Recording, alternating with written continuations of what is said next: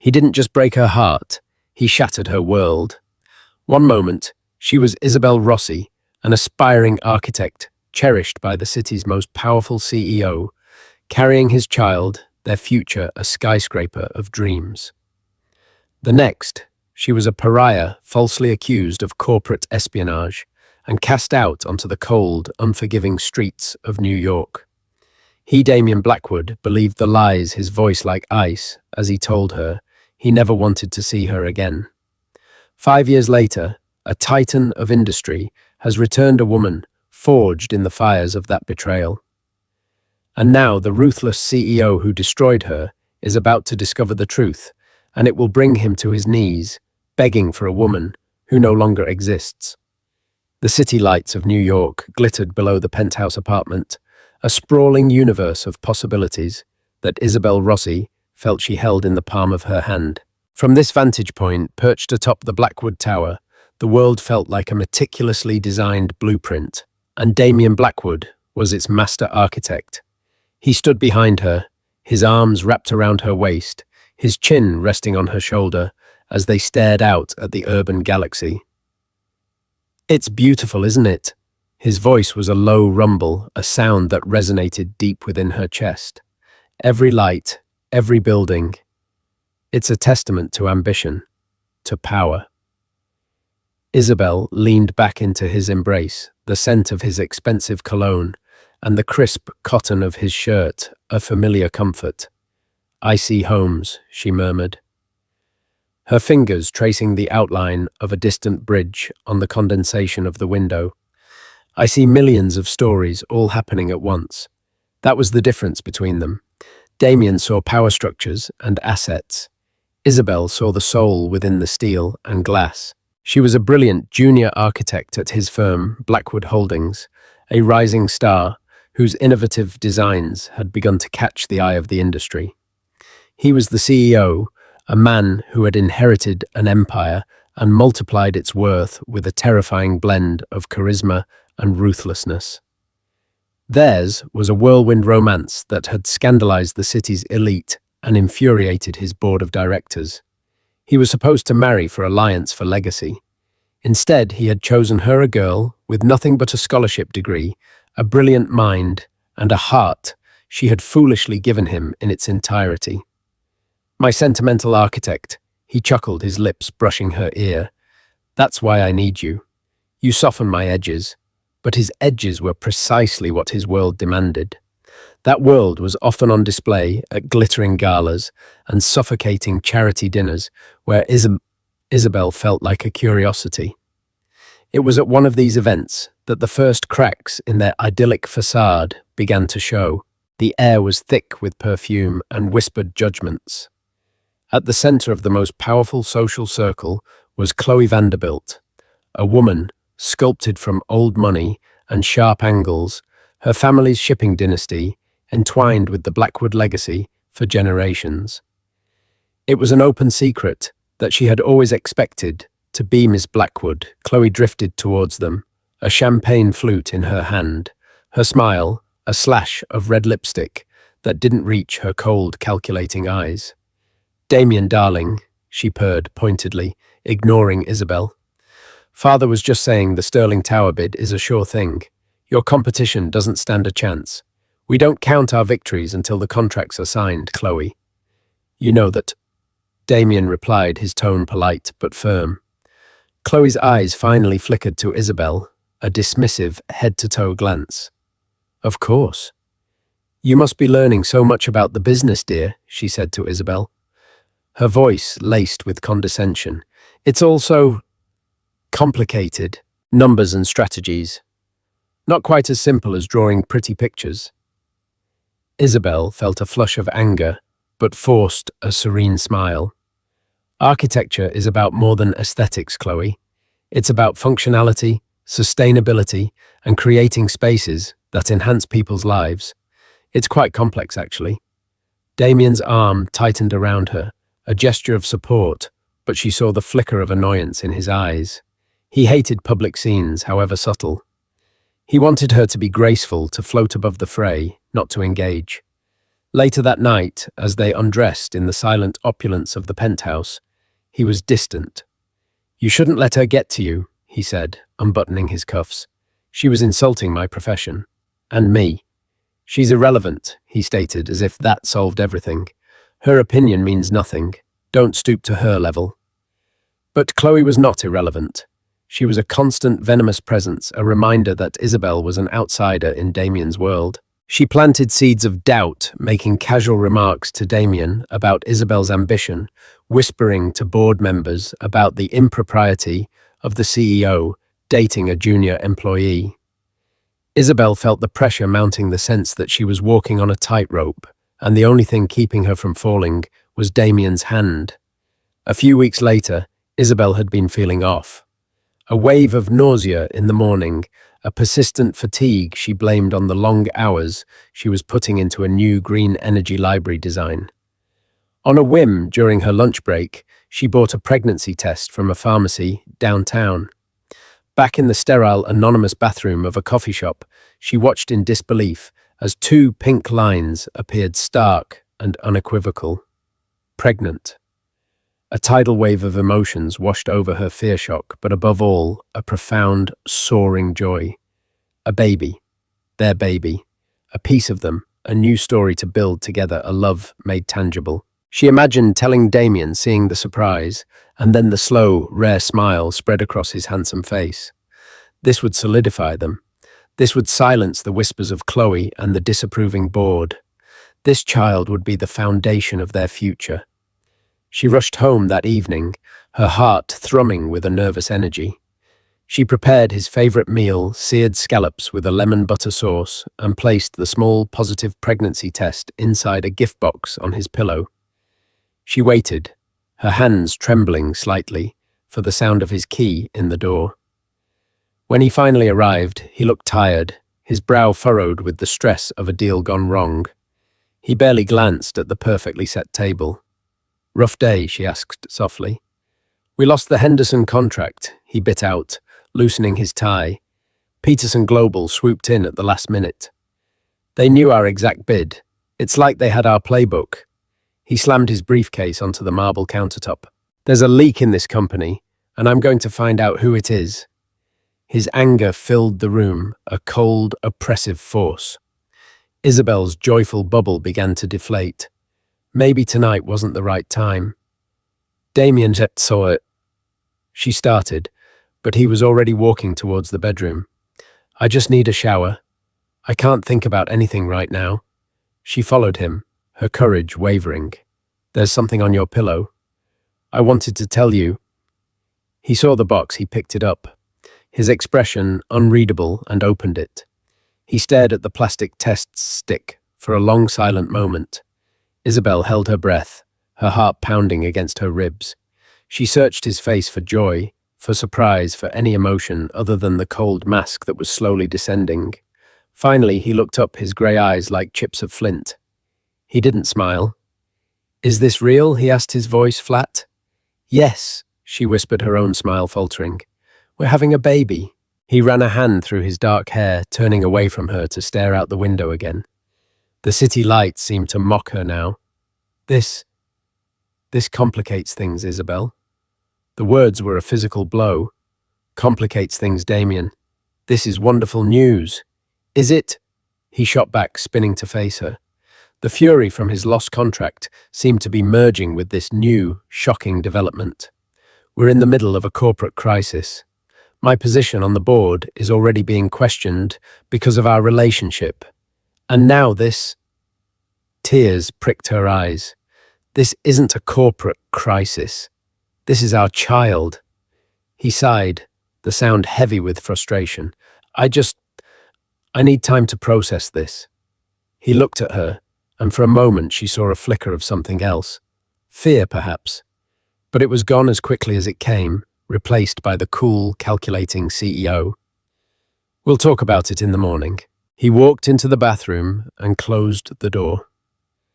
The click of the lock echoing the sudden terrifying closing of a door in her heart. She was left standing alone in the vast, silent bedroom, the forgotten dinner growing cold on the table, The positive pregnancy test, feeling less like a promise and more like a liability. The blueprint of their future, once so clear and bright, was now shrouded in an ominous, creeping shadow. And she didn't know that the architect of her impending ruin was already putting the final, devastating touches on her own design. The days that followed were suffocatingly tense. Damien was distant, immersed in his hunt for the corporate mole. He treated Isabel with a polite, cool detachment that was more painful than outright anger. The baby was a topic he refused to discuss, a silent, looming presence between them. Isabel's morning sickness was a bitter secret. She choked down each day, her joy curdling into a knot of anxiety in her stomach. She tried to tell herself he was just under pressure, that once he found the leak, he would come back to her, to them. Meanwhile, Chloe Vanderbilt saw her opportunity. She had been observing, waiting her jealousy, a patient predator. She had access influence and a complete lack of scruples. The leak Damien was so obsessed with. It was a ghost, a fabrication she had invented to set her stage.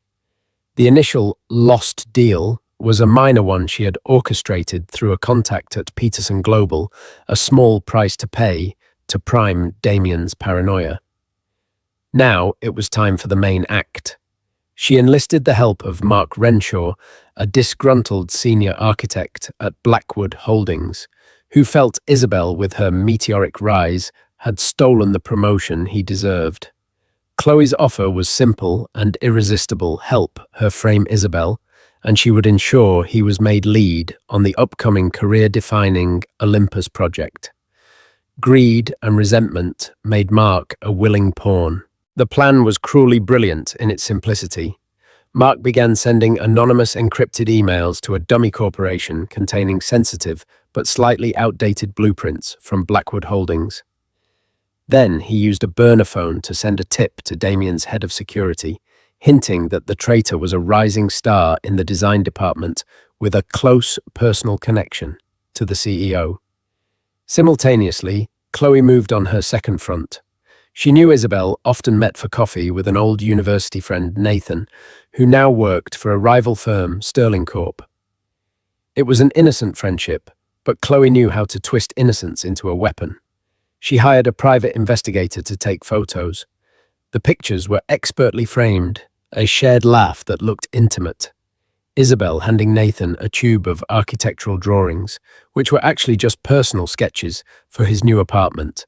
A friendly hug, goodbye that from the right angle looked like a clandestine embrace. The final piece was the bank transfer. Using a sophisticated series of offshore accounts, Chloe deposited $50,000 into Isabel's savings account, an account Isabel rarely checked. 1 week after Isabel had shared her news, the trap was sprung. Damien was in his office, a storm of controlled fury, when his head of security, a stern man named Peterson, laid a file on his desk. "Sir, we've traced the data breaches. They seem to originate from the junior design department's server block. And this." He pushed a series of glossy photographs across the mahogany desk. Damien stared at the images of Isabel and Nathan. His jaw clenched. He recognized Nathan as a senior designer from Sterling Corp, one of their fiercest competitors. "This could be anything, Peterson. A friendly coffee." "There's more," Sir Peterson said gravely. "We looked into her financials per your protocol for high-level security breaches. A payment of $50,000 was wired to her account 2 days ago from an untraceable offshore entity. On the same day, Sterling Corp mysteriously pulled out of the running for the municipal contract, leaving us with a clear path. It looks like a payment for insider information that forced a competitor to fold. Every piece of evidence was a perfectly cut stone, fitting together to build a fortress of lies around Isabel." Damien's mind, already primed by paranoia and the stress of the pregnancy announcement, saw the pattern immediately. The ambitious girl he'd taken from obscurity, her complex knowledge of the business she'd so pointedly mentioned to Chloe, the way she was suddenly having a baby, a development that would tie her to him, to his fortune forever. The betrayal felt absolute, a knife not in his back but straight through his chest. It confirmed his deepest fear, that he was being used, that her love was just another calculated move on the corporate chessboard. He didn't call her. He didn't wait. He drove straight to the penthouse, his heart a block of ice. Isabel was in the nursery. They had never discussed sketching ideas for a mobile to hang over a crib. She looked up when he entered, her face lighting up with a hopeful smile, thinking he was finally ready to talk, to be a father. "Damien, I was just thinking—" "Stop!" he commanded, his voice devoid of all warmth. He threw the folder of photographs onto the small table beside her. They scattered across her drawings of smiling moons and stars. She looked down, her brow furrowed in confusion. She saw pictures of herself and Nathan. "What is this? This is just me and Nate." "Nate from Sterling Corp." Damien sneered, his lip curling. "How much did they pay you, Isabel?" "Was $50,000 the going rate for our entire municipal strategy?" The accusation was so outlandish, so venomous, that she could only stare at him. "What are you talking about?" "Paid Damien, that's insane. Is it? Or is it insane to think I could trust you?"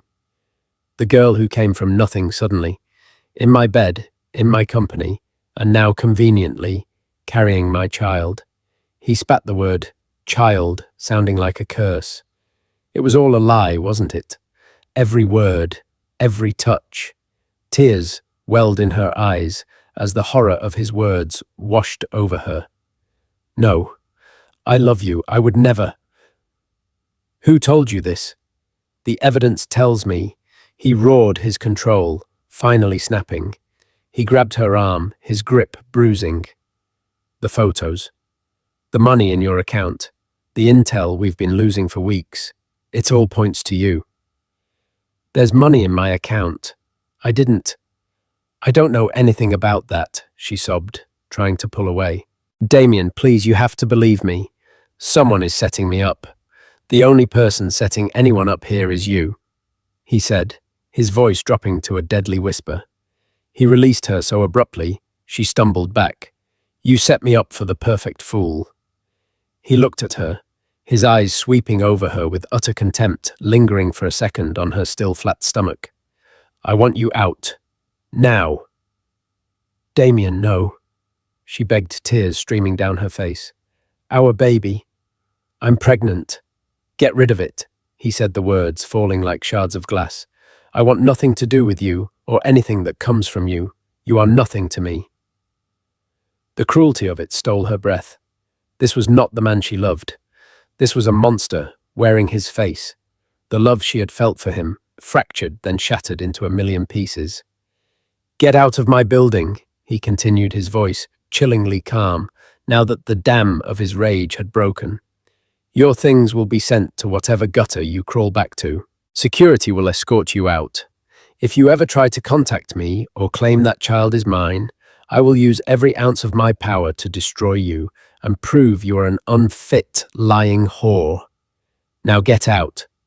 He turned his back on her, staring out the window at the empire he believed she had tried to compromise. Isabel stood frozen, the world tilting on its axis. The man she was going to build a family with had just disowned her and their unborn child based on a pile of lies. Security guards appeared at the door, their faces impassive. They didn't touch her, but their presence was a violation, an eviction from her own life. Numbly, she walked out of the apartment, leaving behind her clothes, her books, her entire life. She didn't have her wallet, just the phone in her pocket and the clothes she was wearing. As she was escorted through the gleaming lobby of Blackwood Holdings, the place where her dreams had taken flight, she saw Chloe Vanderbilt standing near the entrance, speaking to someone on her phone.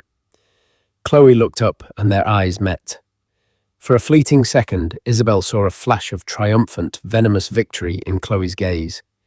And in that moment, Isabel understood. The serpent had not just whispered in Damien's ear, it had kissed him, and with that kiss, poisoned everything. As the cold night air hit her face and the heavy glass doors of the tower swung shut behind her, Isabel Rossi was no longer just heartbroken. She was erased. The streets of New York felt alien. The towering skyscrapers that had once inspired her now seemed to lean in, threatening to crush her.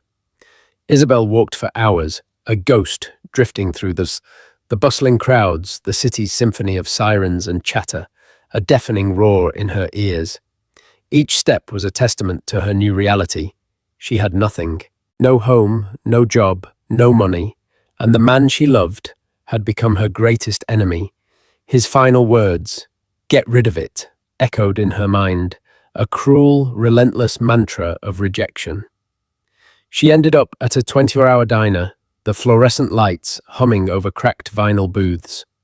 She ordered a glass of water and sat there until the pre-dawn light began to filter through the greasy windows, her mind a maelstrom of pain and disbelief. How could he believe it?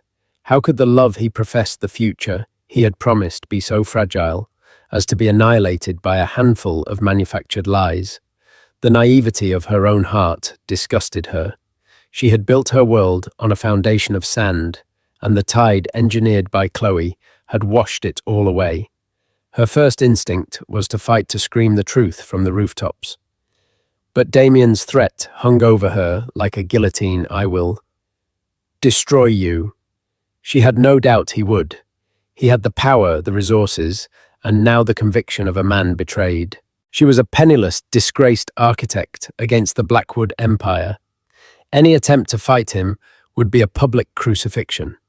And worse, it would put her unborn child in the crossfire. As the sun rose, a cold, hard resolve began to form in the pit of her stomach. She couldn't fight him head-on. Not yet. But she would not obey his final, monstrous command. This baby, this tiny, innocent life inside her, was all she had left. It was not a complication. It was her reason, her purpose. She would not get rid of it. She would protect it. She would raise it far from the poison of Damien Blackwood and his world. Her only option was to disappear. She used her phone to sell the only thing of value she had on her, a delicate diamond necklace Damien had given her for her birthday. She found an online buyer who met her in a pawn shop, giving her a few $1,000s in cash, a fraction of its worth, but to Isabel, it was a lifeline. With that money, she bought a bus ticket, choosing a destination at random, a place where no one would know her name, Chicago. The bus ride was a blur of grimy windows and anonymous towns. With every mile that separated her from New York, Isabel felt a piece of her old self flaking away, leaving behind something raw and new. The heartbroken girl was being calcified by anger and a primal need to survive. Life in Chicago was brutal. She rented a tiny rundown room in a boarding house, the smell of damp and despair clinging to the walls. She found a menial job waitressing at a small diner, working grueling hours on her feet, hiding her growing belly for as long as she could. The physical toll was immense, but the emotional one was worse. At night, she would lie on her lumpy mattress, one hand on her stomach, and weep silent, bitter tears for the life she had lost. Yet, with every flutter and kick from within her, resolve hardened. This wasn't just for her anymore. Months passed. Her savings dwindled and her pregnancy became more pronounced. One rainy afternoon, seeking refuge in the public library, she found herself in the architecture section, her fingers ghosting over the spines of books that felt like relics from another life. She sat at a carrel, pulling out a notepad from her worn purse, and began to sketch. It started as a mindless doodle, but soon a design took shape, a fluid, innovative concept for a community arts center powered by kinetic energy from foot traffic. The act of creating, of designing, was like taking a breath after being held underwater for too long. It was the one part of her they hadn't been able to take. A man paused by her table, his shadow falling over her drawing. "That's a remarkable concept," a quiet, raspy voice said. Isabel looked up, startled.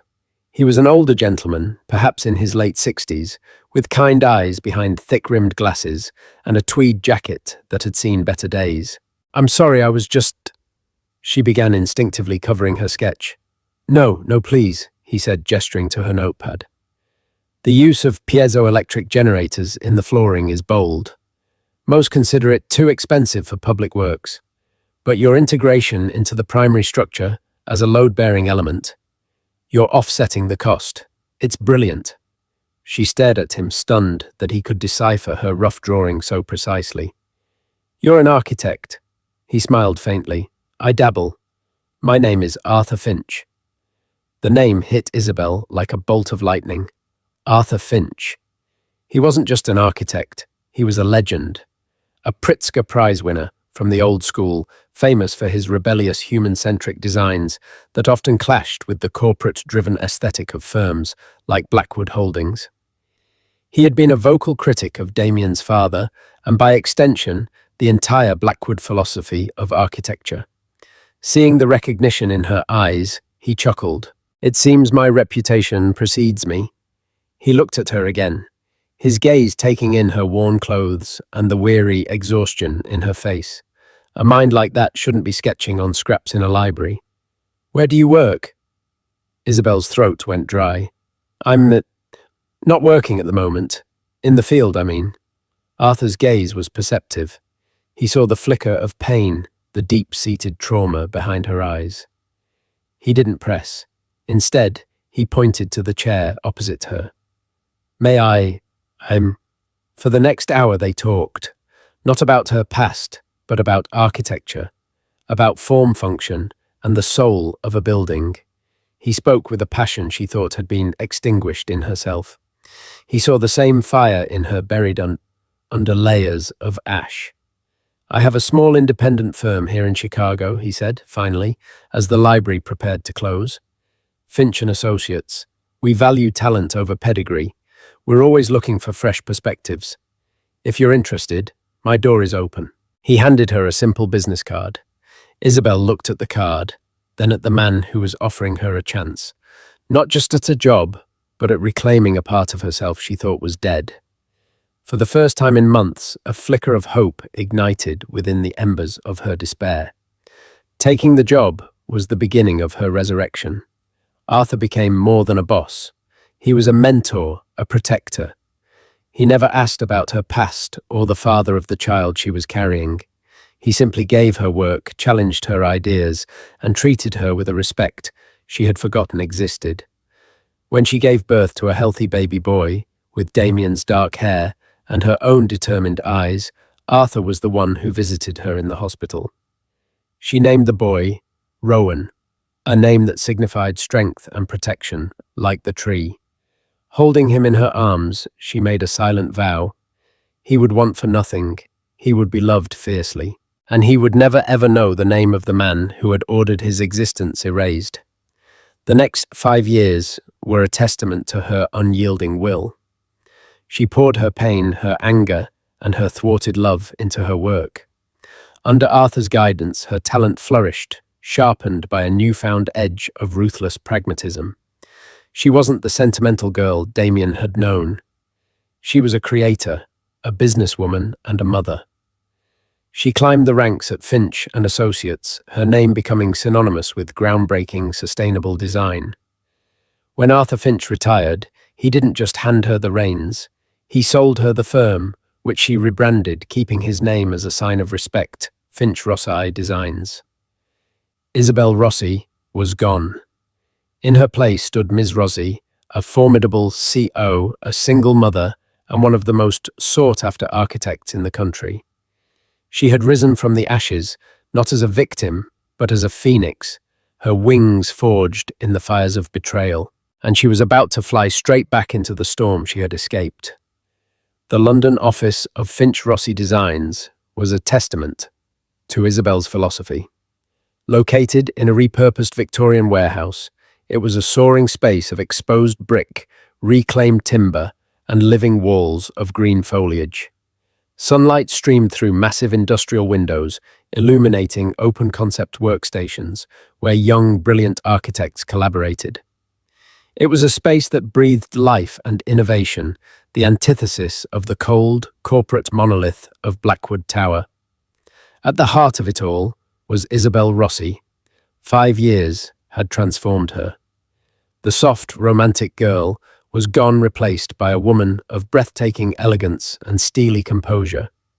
Her dark hair was cut in a sharp professional bob, and her designer suits were a form of armor. There was a cool, watchful intelligence in her eyes that could intimidate seasoned executives and charm skeptical clients in equal measure. The only softness that remained was reserved for one person, her son. "Mommy, look." Isabel looked up from the complex blueprints spread across her glass desk. Rowan, now a bright, energetic 5-year-old, stood proudly beside a tower of building blocks that was nearly as tall as he was. He had her expressive eyes, but the determined set of his jaw and the unruly wave in his dark hair were pure Damien. A pang, sharp and familiar, went through her heart. It was a pain she had learned to live with, a ghost that haunted the features of the person she loved most in the world.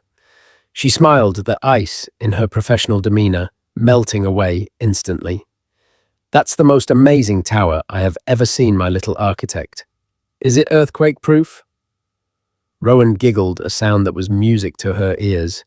"It's super-duper quake-proof," he declared, before promptly knocking the whole thing down with a gleeful roar. Her assistant, a sharp young woman named Clara, poked her head in. "Rossi, the board from the consortium, is on the video call." Isabel scooped Rowan into a hug, kissing his cheek. "Okay, Bug. Time to go with Clara. We'll build a whole city when I get home tonight." "A city with a chocolate river?" he asked, his eyes wide. "A city with 2 chocolate rivers," she promised, handing him over. As soon as the door closed, her warm maternal expression vanished, replaced by the focused, formidable mask of her CEO persona. She straightened her blazer and sat down facing the large screen on her wall. A dozen faces, the leaders of a global investment group, stared back at her. "Good morning, gentlemen," she said, her voice crisp and confident. For the next hour, she masterfully navigated the final pitch for their firm to design a new state-of-the-art biomedical campus in Singapore. She answered complex engineering questions with ease, detailed budget projections with unassailable logic, and painted a vision of a facility that was not just functional, but inspirational. By the time the call ended, she knew she had sealed the deal. It was another victory, another testament to how far she had come. Finch Rossi Designs was no longer a small Chicago-based firm. Isabel had expanded aggressively, opening a highly successful European headquarters in London. She had become a force in the industry, a disruptor, known for designs that were both environmentally revolutionary and breathtakingly beautiful. She was rich, respected, and powerful in her own right. She had built a fortress around herself and her son, a life so far removed from the rubble of her past that she sometimes allowed herself to believe she was truly safe. Later that week, a formal invitation arrived. It was printed on heavy cream-colored cardstock, the kind of ostentatious display she now despised. The city of New York was officially announcing the most ambitious urban development project of the century, the Olympus Project. It was a multi-billion-dollar contract to revitalize a huge swathe of the city's derelict industrial waterfront, turning it into a futuristic hub of technology, residential living, and green space. It was a legacy project, the kind of commission that would define a generation of architecture. Every major firm in the world would be vying for it. Her initial instinct was to throw the invitation away. New York was a graveyard of memories she had no desire to visit. She had built her new world an ocean away for a reason. But as she read the project brief, the architect in her stirred. The sheer scale, the challenge, the opportunity to reshape a piece of the city that had so cruelly rejected her, it was an irresistible song. This wasn't just another contract. This was the ultimate validation. To win this, to put her name on the New York skyline, would be the final definitive proof that she had not just survived, she had conquered. Clara entered her office holding a tablet. The preliminary bidders list for the Olympus project is being circulated online. Ms. Rossi, it's quite the lineup. Isabel took the tablet, her eyes scanning the names of the world's most elite architectural and development firms. Sterling Corp, the Otani Group, And then, at the top of the list, a name that made the air in her lungs turn to ice: Blackwood Holdings. Of course, it was Damien's home turf. A project of this magnitude in New York would inevitably have his name all over it. He wouldn't just be a bidder. His firm's political and financial influence in the city made him a frontrunner. To compete for this project meant walking directly back into the lion's den. It meant facing him. She stared at the name, the clean corporate font, doing nothing to soften the jagged edges of her memory. For 5 years, she had meticulously built her empire, brick by painful brick. She had become a queen in her own right, ruling from a kingdom of her own making. Was she strong enough to return to the city where she had been a pawn? A wave of cold fury washed over her, extinguishing the flicker of fear. Why was she even hesitating? Fear was a luxury she had shed long ago, along with her tears and her trust. She wasn't that girl anymore. She was Ms. Rossi, and Ms. Rossi did not run from a challenge. She ran towards it. This was more than a project. It was a reckoning, a chance to meet him, not as a heartbroken victim, but as an equal, a rival, a chance to show him the woman he had thrown away, to see the flicker of recognition in his eyes, and let him know that he had created a power he could never have imagined. She would not just compete, she would win. She would take the crown jewel of his city from right under his nose, and she would do it without ever letting him see the scars he had left on her soul. "Clara," she said, her voice calm and dangerously steady, "book me a flight to New York and assemble the Olympus team. We have a proposal to write." "Yes, Ms. Rossi," Clara replied, a little surprised by the sudden fierce intensity in her boss's eyes. As Clara left, Isabel's gaze fell on a small framed photo on her desk. It was of her and Rowan in a park, both of them laughing, their heads thrown back in joy. This was what she was fighting for. Her son, her future, her legacy. Damien Blackwood had taken everything from her once. This time, she would be the one to do the taking. The phoenix was not just rising, she was returning to the fire, ready to claim the ashes as her own. The boardroom on the 50th floor of New York's municipal building was a theater of power. Sunlight streamed through floor-to-ceiling windows overlooking the very waterfront. The Olympus project was destined to transform. The air was thick with the scent of expensive suits and quiet, cutthroat ambition. At the head of the long mahogany table sat Damien Blackwood. 5 years had honed him, chiseling away any remaining softness. He was leaner, his dark hair lightly dusted with silver at the temples, which only served to make him look more distinguished, more formidable. His eyes, however, were the same, the color of a storm-tossed sea, missing nothing, conceding nothing. He commanded the room with an effortless authority, the undisputed king in his domain. His firm, Blackwood Holdings, was the lead developer in the consortium favored to win the project.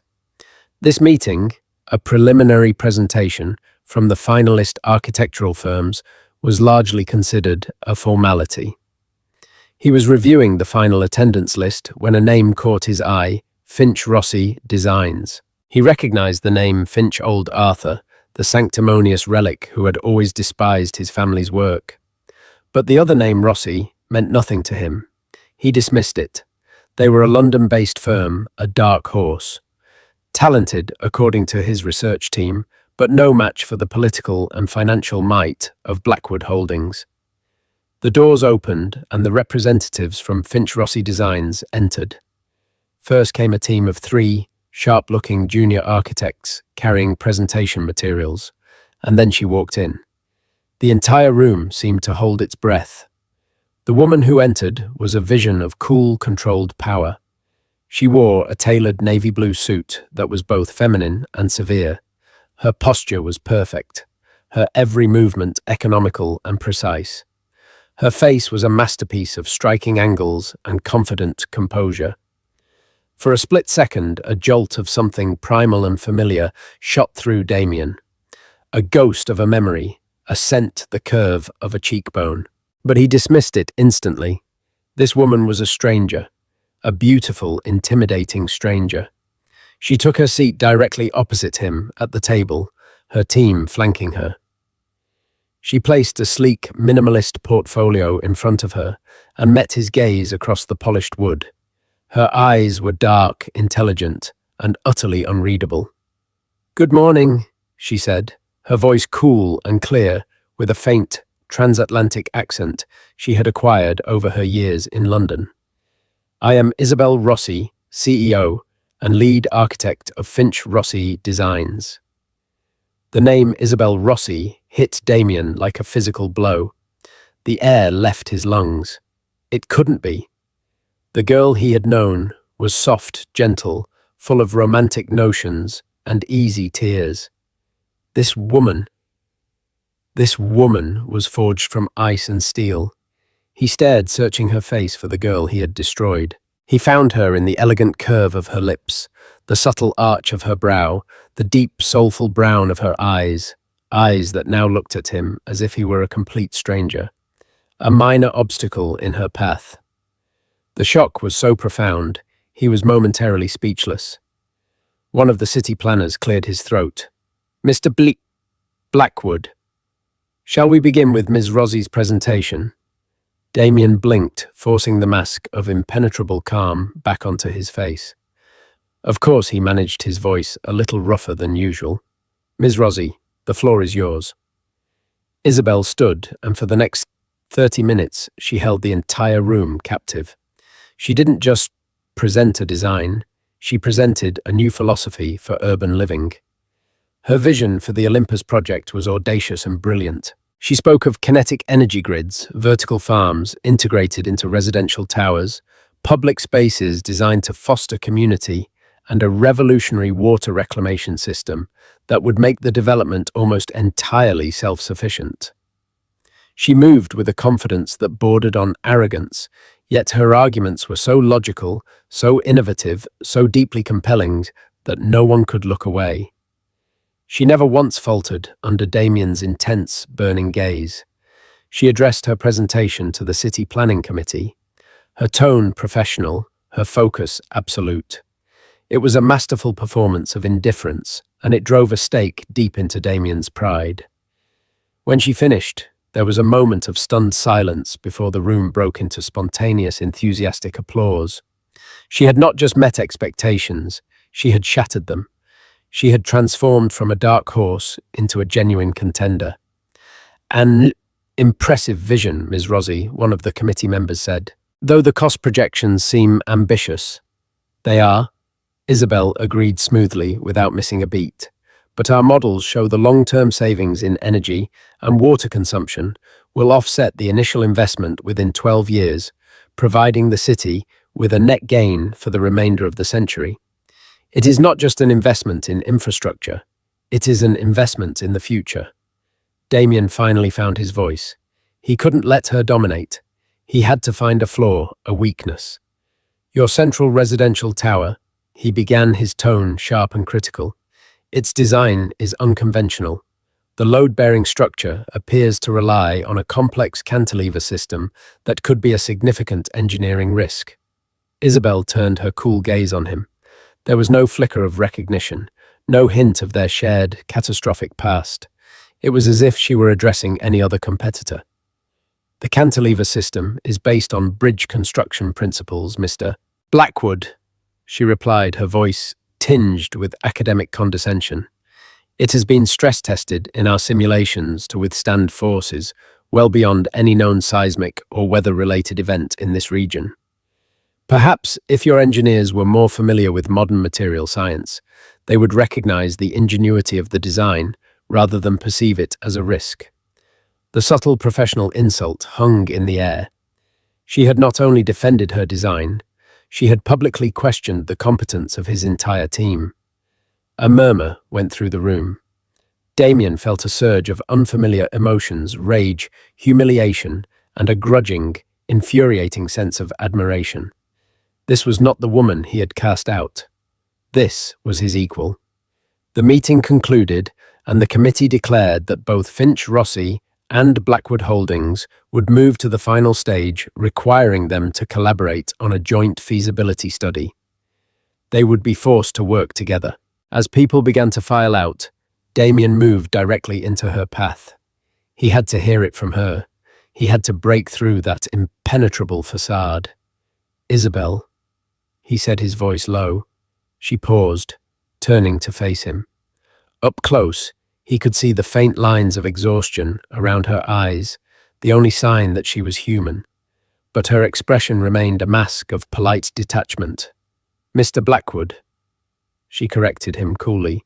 "It is you," he breathed, the reality of it still staggering.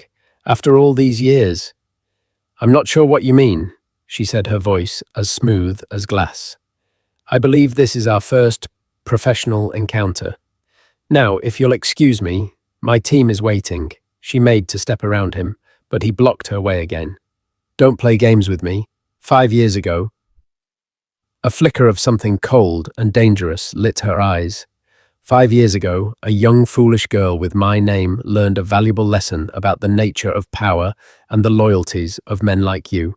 That girl is long gone. You are speaking to Miss Rossi, CEO of Finch Rossi Designs, and I would advise you to remember that during our upcoming collaboration. Keep it professional. I certainly will. She sidestepped him and walked away, her heels clicking with sharp finality on the marble floor, leaving Damien standing alone, reeling. The ghost he thought he had buried had returned not as a haunting memory, but as a living, breathing rival, more brilliant and more formidable than he could ever have imagined. And as he watched her go, a terrifying, unwelcome seed of doubt began to sprout in the barren ground of his certainty. If he had been so wrong about her potential, her strength, her resilience, what else had he been wrong about? The forced collaboration was a form of exquisite torture for Damien. He and Isabel worked in a tense professional silence, but her cool brilliance and unwavering competence made the old accusations seem utterly absurd. This powerful, self-made woman was no corporate spy, haunted by the person she had become. The seed of doubt that had been planted within him grew into a consuming obsession. He had to know the truth. He hired a private cybersecurity team with a single directive: trace the $50,000 deposit from 5 years ago back to its absolute source. While the investigation was underway, Damien's carefully constructed world was shattered by a chance encounter.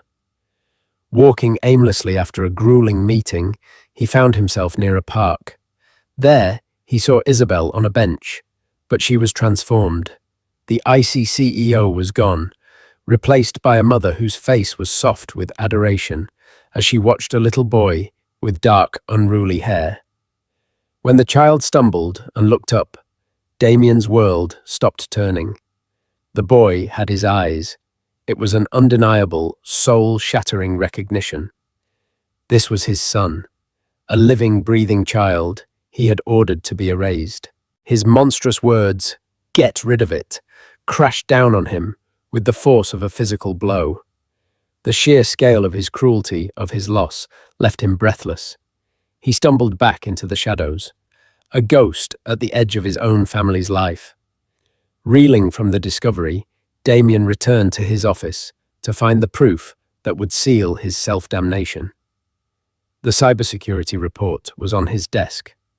The money hadn't come from a corporate rival. It had been meticulously routed through a dozen shell companies originating from a dormant trust fund controlled by Chloe Vanderbilt. The final piece of the puzzle was delivered moments later by his trusted executive assistant. She nervously reported that a senior architect, Mark Renshaw, had gotten drunk at a company function the night before. He had boasted that he owed his entire career to Chloe Vanderbilt, who had helped him get rid of a problem 5 years ago, laughing about how blind Damien had been. The truth was a venomous cascade. He had been a puppet masterfully played by Chloe's jealousy and his own arrogant pride. A cold fury propelled him from his office. He found Chloe at a charity luncheon, the picture of social grace. He pulled her out to a terrace, his face a thunderous mask. The money, the photos. "Mark Renshaw," he growled. "It was all you." The color drained from her face. I don't know what you're talking about." "Don't lie to me," he roared, his control snapping. "You destroyed her. You framed an innocent woman and made me throw away my own child. I did it for you, Chloe shrieked, her facade crumbling. She was a nobody. I did what needed to be done. You did it for yourself, Damien snarled, his voice dropping to a deadly calm. And now it's over. Every contract between Blackwood Holdings and your family is terminated. I will dismantle your life with the same precision you used on hers. He left her to her ruin, but felt no victory. There was only a hollow, profound ache. Avenging Isabel wasn't enough. He had to find her. He had to confess his sins and beg for a chance, not for himself, but for the little boy with his eyes. A storm broke over New York, the sky weeping as Damien waited across the street from Isabel's office. He was soaked. His expensive suit ruined his usual authority, washed away with the grime of the city. When Isabel finally emerged, a trench coat pulled tight against the wind, he crossed the street, a man stripped of all pretense. "Isabel," he called out over the roar of the rain. She turned, her body tensing. "Mr. Blackwood," she said, her voice sharp. "If this is about the project, it can wait." "It's not about the project," he said, stopping a few feet from her. "It's about 5 years ago. It was Chloe." He told her everything in a desperate, ragged rush, the doctored photos. The money from Chloe's trust fund, the confession he'd wrung from Mark Renshaw. He explained how he had already dismantled Chloe's life, but that it brought him no satisfaction. Isabel's face was a stone mask against the storm. "And you expect me to believe this now after 5 years? It doesn't matter if you believe me," he said, his voice breaking. "What matters is what I did to you, what I didn't know until I saw him." Her breath hitched. "I saw our son Isabel, in the park. He has my eyes." The shame became a physical weight too heavy to bear. The ruthless CEO, the King of New York, fell to his knees on the wet pavement. "I am not asking for your forgiveness." He wept, tears and rain becoming one on his face. "I don't deserve it. I threw away everything. But Rowan, he is innocent. He deserves a father. Please, just let me earn the right to be that man." Isabel looked down at the broken man who had shattered her world. She had dreamed of this moment, but there was no triumph in it, only a profound, hollow sorrow. "Get up, Damien," she commanded, her voice trembling but firm. "You look pathetic." He struggled to his feet, dripping water and shame awaiting her judgment. "You're right," she said, her eyes boring into his. "You don't deserve forgiveness. The girl you destroyed is gone forever, and the woman who took her place will never trust you." He flinched, but accepted the truth of her words. "But Rowan deserves a father," she continued, her voice softening almost imperceptibly. "You will earn him. No gifts, no shortcuts. You will show up. For scraped knees and bedtime stories. You will be present." A flicker of desperate hope ignited in his eyes. "And Damien," she said, stepping closer, her voice a deadly whisper, "if you ever for 1 second hurt him, if you ever break his heart, the way you broke mine, I will be the one who destroys you." With that, she turned and walked away, leaving him standing alone in the rain.